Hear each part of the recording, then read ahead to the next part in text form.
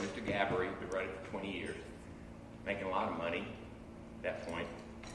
Everybody had sold their horses by then, 20 years passed. They haven't invented cars in 1906 quite yet. Everybody goes everywhere on the trolley. The city's built around spokes and wheels.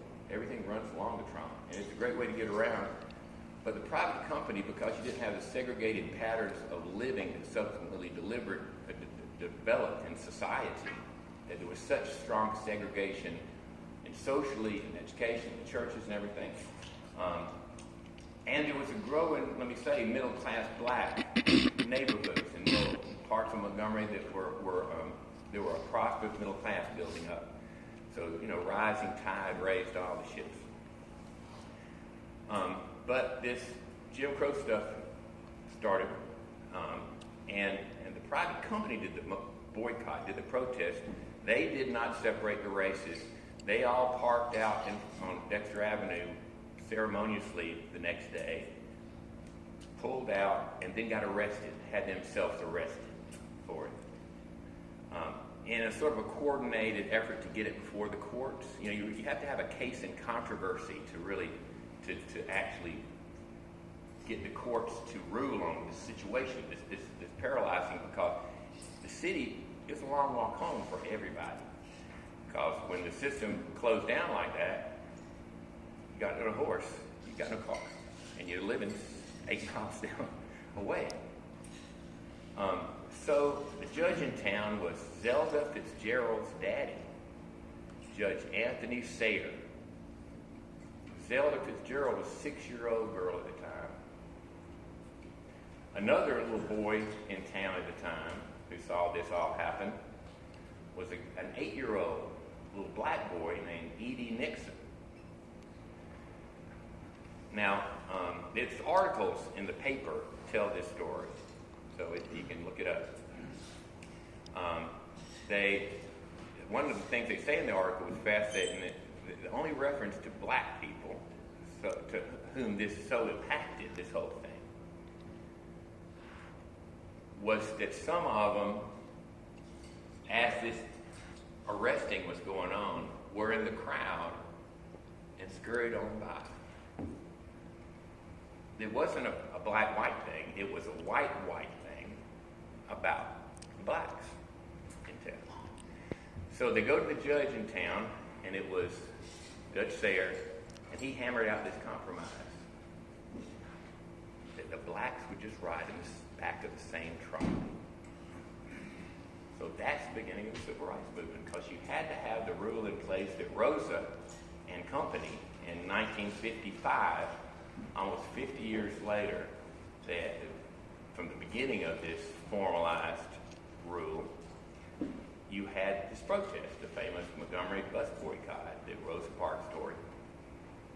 381 day long. Bus boycott. This was the first one. The trolley car boycott was a boycott for economic reasons that had this social consequence of establishing this separate but equal seating. The bus boycott was done for social reasons, which had this economic impact of busting the bus system, closing down the bus system, bankruptcy, because they were the main customers.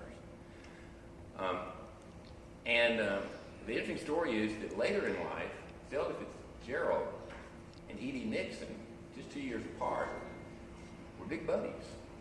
They got to be buddies. Her daughter, Scotty Smith, who their only child of F. Scott and Zelda, moved to Montgomery, lived in Montgomery, and was a bit younger than E.D. Nixon, who I met. And E.D. Nixon grew up to be the guy who bailed out Rosa Parks later.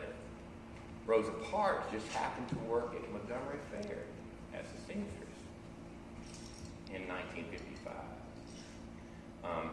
So I think it's a pretty interesting, circuitous kind of a story, because you had to have the rule in place that Rosa and company would protest. And I leave you with this challenge. Go to a 4th grader, and preferably, if you can find one, a 4th grader, 5th grader, from another country. And as they find out where you're from and about yourself, and you're from Alabama, grill them about this story.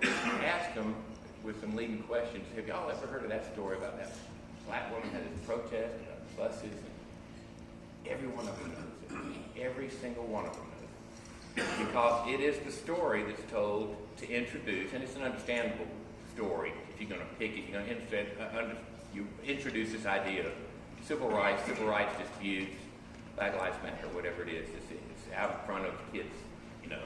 The educational guys want to introduce that concept. And you got that story from Montgomery. We got a woman protagonist. You got people who use the legal processes. They did a nonviolent protest, more or less.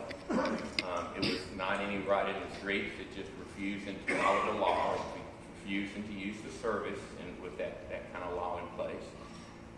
Church leaders, Alabama State education leaders running the mimeograph machines and publicizing.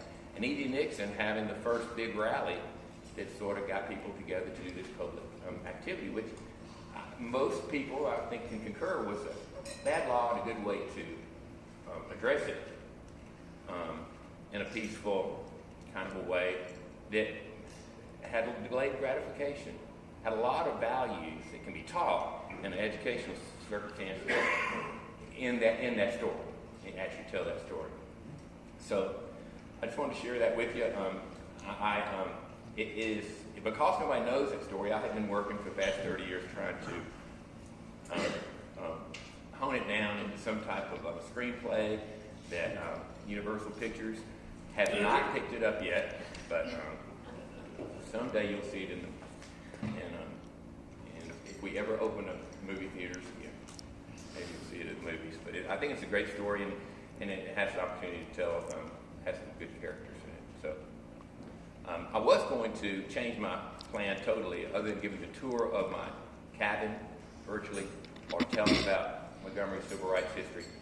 I was going to talk about big fishing lures, because there's one in the back of my truck right now, because one of them fell over and busted this weekend in Montgomery. And that was a Montgomery project that we brought to Gunnersville. If y'all, I've got one, a spare one. If y'all have any ideas of where we need one in town, painted up in some kind of a way, I'm willing to be educated. So that's my presentation today. Thank you very much.